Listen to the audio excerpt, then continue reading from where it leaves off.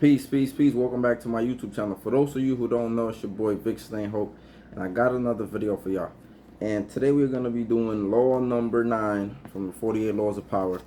And this one is win through your actions, never through an argument. So I'm going to read the judgment real quick. It says, any momentary triumph you think you have gained through an argument is really a Pyrrhic victory. The resentment and ill will that you stir up is stronger and lasts longer than any momentary change of opinion. It is much more powerful to get others to agree with you through your actions without saying a word. Demonstrate, do not explicate. So, a lot of times we hear this cliche phrase, right? Actions speak louder than words, right? So basically, this is what this law is about. It's about winning through your actions, never through an argument. Now, a lot of times when people get to the arguing, we see that a lot, right? We see it with parents. For example, parents you got parents sometimes that might smoke, right? They tell their kids don't smoke, how bad the smoking is. They try to present all of these different arguments to their kids as to why they shouldn't do what they're watching them do, right?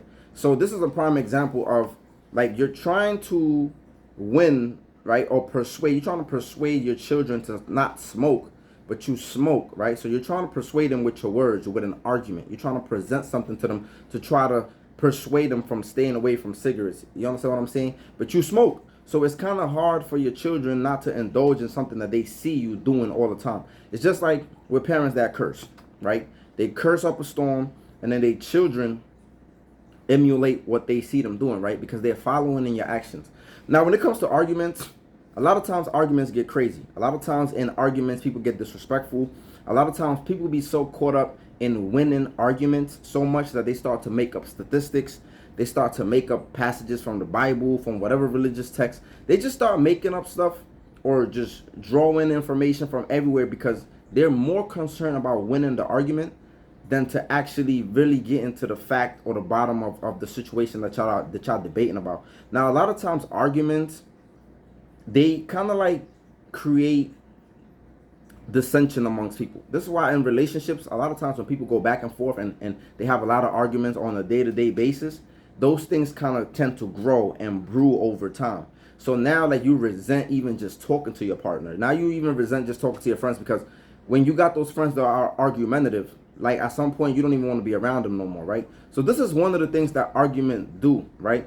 So it's easier to for me, for example, what I do is this. I always try to show and prove, right?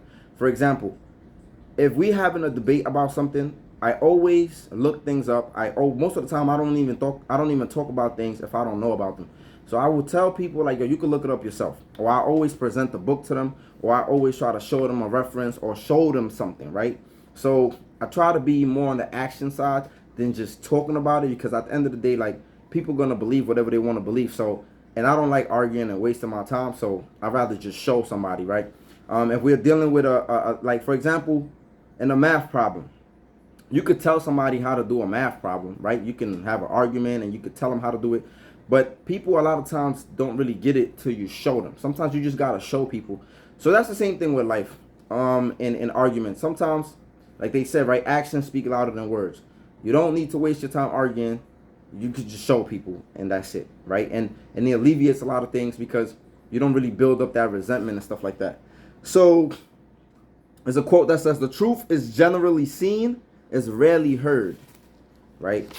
Now the thing is with this law is that there's a reversal to this law. For example, the only time that they say in the book that it is good to argue with people is when you're trying to hide something, when you're trying to be deceptive, right? This is something that women tend to do a lot, right?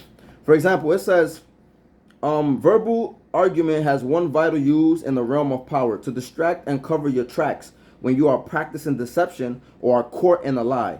In such cases, it is to your advantage to argue with all the conviction that you can muster. Draw the other person into an argument to distract them from your deceptive move.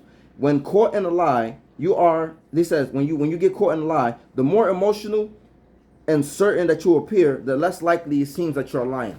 So this is some of the things that sisters do, right? Sometimes men do it too, right? But I'm just want to use sisters as an example. For example, when they get caught in a lie, or when they get caught when they was doing something that they wasn't supposed to be doing, men do it too. they tend to get a little emotional. They tend to cry. They tend to, just they tend to overwhelm you with their emotions to the point where it's like you just go away from what you caught them doing, or what lie you caught them in, because they just use so much emotion that you just got distracted and caught up in the emotions. So a lot of times you just got to be wary. This is the reversal of the law. Basically, they're saying this is the only time when it's good to indulge in the argument. When it's like when you're just using it as a smokescreen to kind of like be deceptive in a situation. So there you go. That's law number 9. Let me know what you guys think. Like, comment, subscribe, share. Peace. Have a good one.